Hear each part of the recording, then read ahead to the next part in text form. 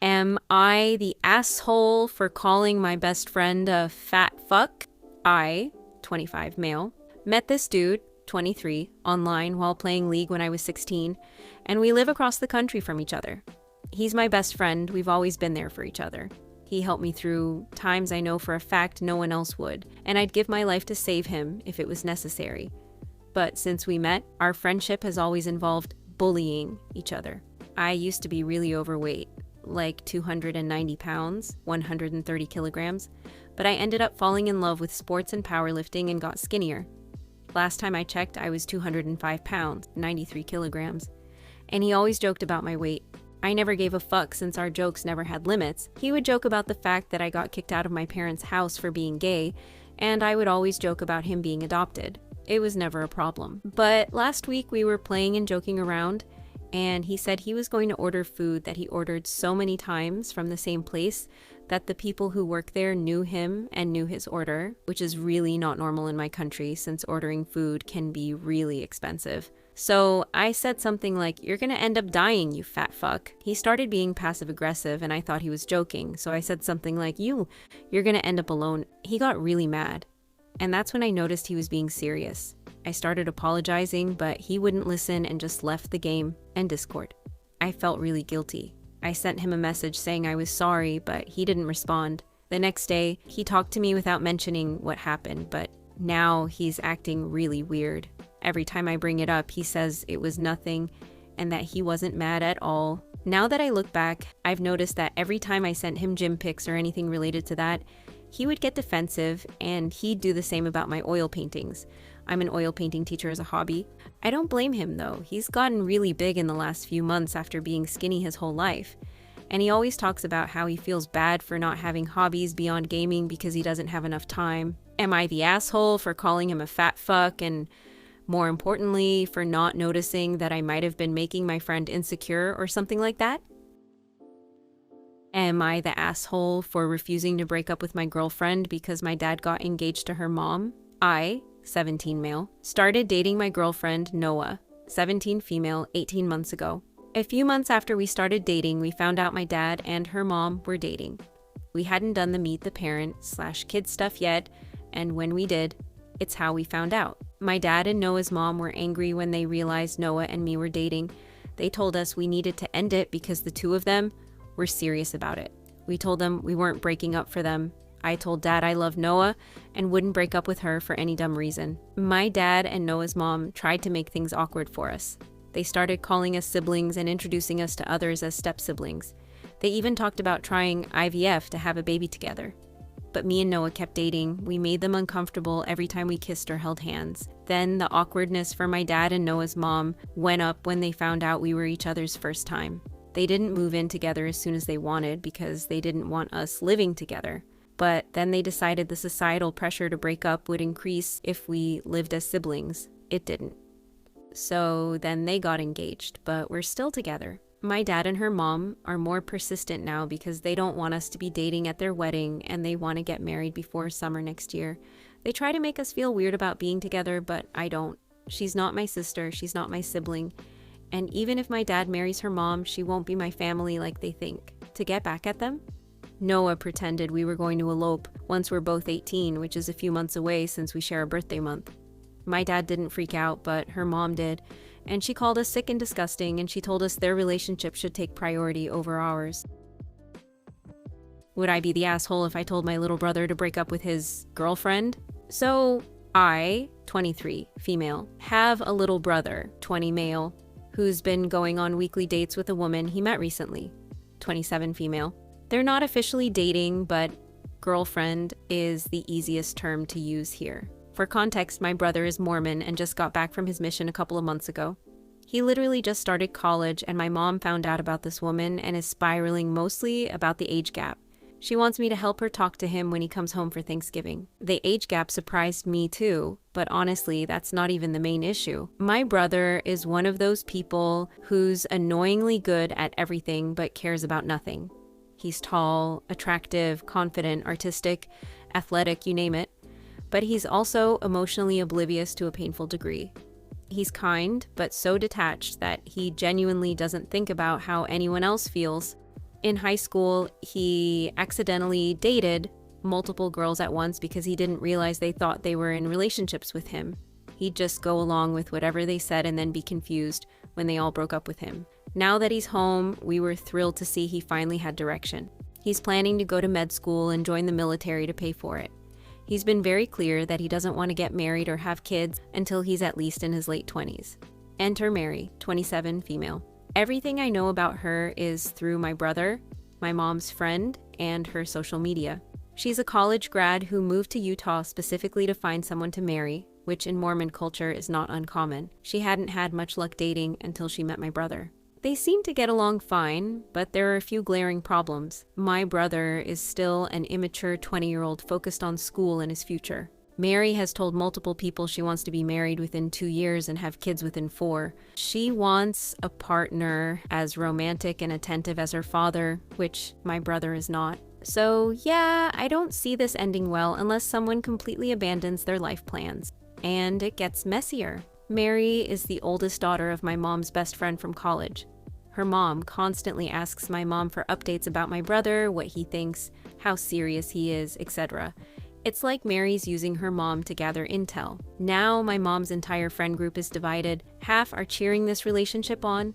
The other half think it's weird and inappropriate. My mom's worried her friend group will implode and someone's going to end up hurt emotionally or socially when this blows up. I don't want to be controlling, but I kind of agree with her. I feel like someone should tell him what he's walking into. He's sweet but clueless, and I don't think he understands how serious she seems to be. Should I break up with my boyfriend?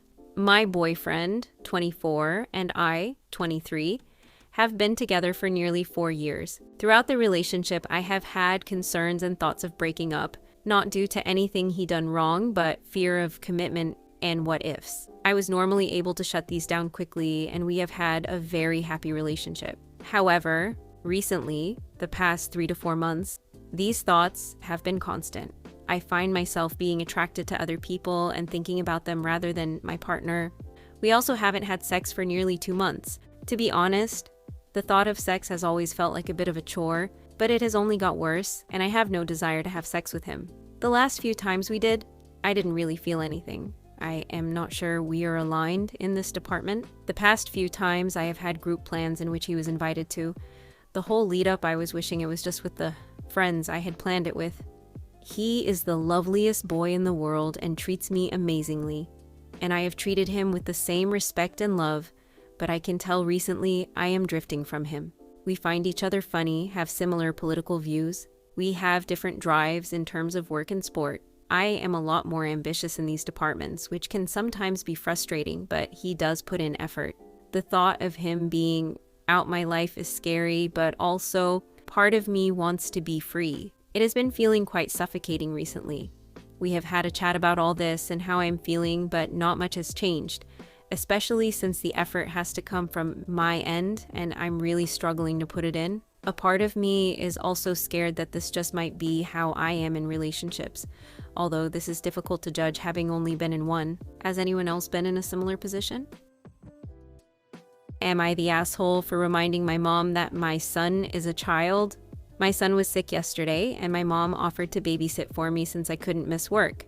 For context, I, 30, female, am a single mom because my husband passed away in an accident last year.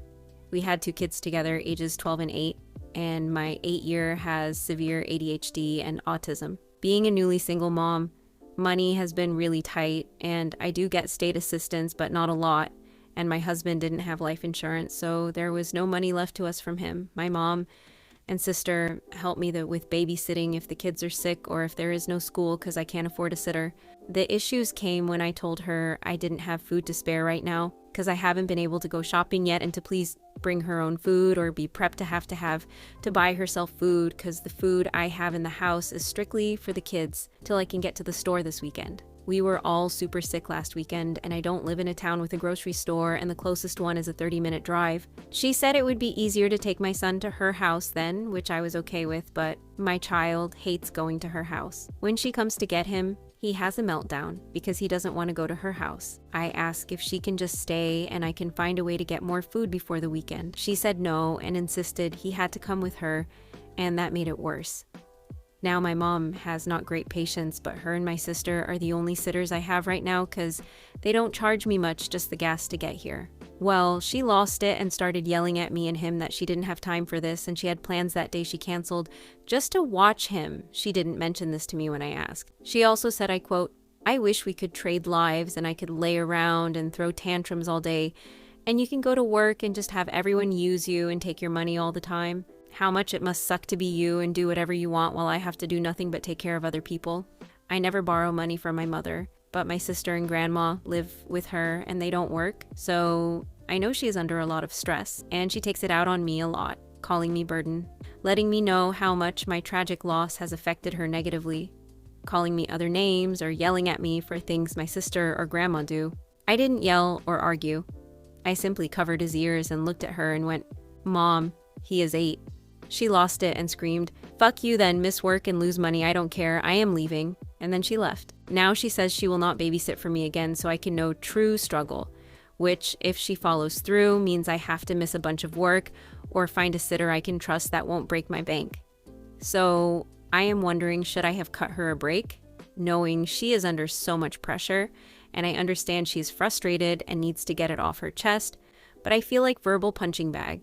And I don't want my kids to have to deal with that as well. Am I the asshole here? Entitled cousin ruined his life after a family reunion. My cousin, 30 male, who I will call Jake, has always considered himself the favorite of all the grandkids because of how our grandparents would always do stuff specifically with him. The real reason why they only spend time with him is because he lives 5 minutes from them, whereas the rest of us live in different states, me being the furthest at a 13-hour car ride. None of us know where this entitlement comes from. Even Jake's parents have called him out on his behavior, but it doesn't change. So, to the story, my grandma passed away 10 years ago, and my grandpa is getting up in age, 92, but still amazingly healthy despite it all.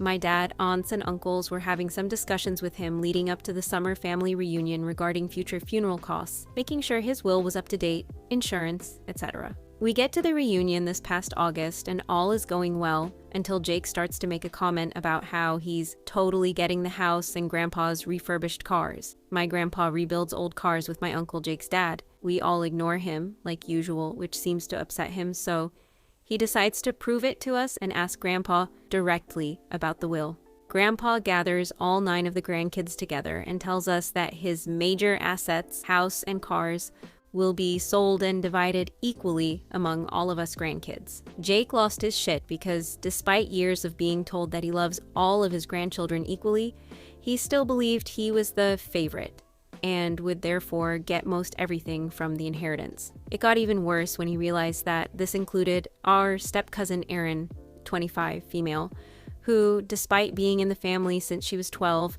wasn't even a real grandkid. This devolved into literally the entire family ganging up on Jake, hurling all kinds of insults at him for the things he said. The reason I'm writing about this now is that I just got off the phone with another of my cousins an hour ago, who told me that Jake was arrested last night for trying to steal one of our grandpa's cars. But since he never once actually helped with those things, the idiot tried to steal one that didn't even work yet. So, from what I've heard, Jake is currently sitting in a jail cell with his parents refusing to bail him out, and my grandpa has a meeting with his attorney on Thursday to remove Jake from the will. Sorry if this was all over the place, but this is the basic gist of the drama currently taking place in my family. Just to clarify, Grandpa had discussed this in advance with all of his kids, my dad, aunts, and uncles. And as everyone is well established in life, they were happy to let the money from the house and car sales go to the grandkids. Everyone will still be getting sentimental items too, of course. None of us know why or where Jake gets his ego from. He's a college graduate, had a great job working for a local mining company. His parents are honestly my favorite aunt and uncle to hang out with. He doesn't do drugs, and he's the kind of guy to nurse a single beer for an hour and call it a night. She mocked me in front of the class, so I called her a fucking stupid bitch. Since our prep courses, my class rep has been low-key bullying me, condescending comments, mocking my questions, the whole "I'm better than you" energy. We ended up in the same group and I kept it chill, but she stayed passive-aggressive. Today, the teacher moved our seats and I politely asked her what seat number she had. Instead of answering, she sneered, The chairs are right there, count them. Don't you know how to count? Totally mocking, loud enough for everyone. I snapped and said, fucking stupid bitch. I asked what number you had, not if I know how to count. She stormed off, screamed to the teacher, and tried to get me in trouble. Classic victim move. Plot twist? The teacher was already fed up with her attitude, and she got reported instead. She cried. I stayed calm. My mom shrugged and said she would have said worse. A bunch of classmates later told me that they were glad someone finally said it. Not elegant, not proud, definitely petty, but satisfying? Yes. Am I the asshole for calling my friend's husband a useless piece of shit?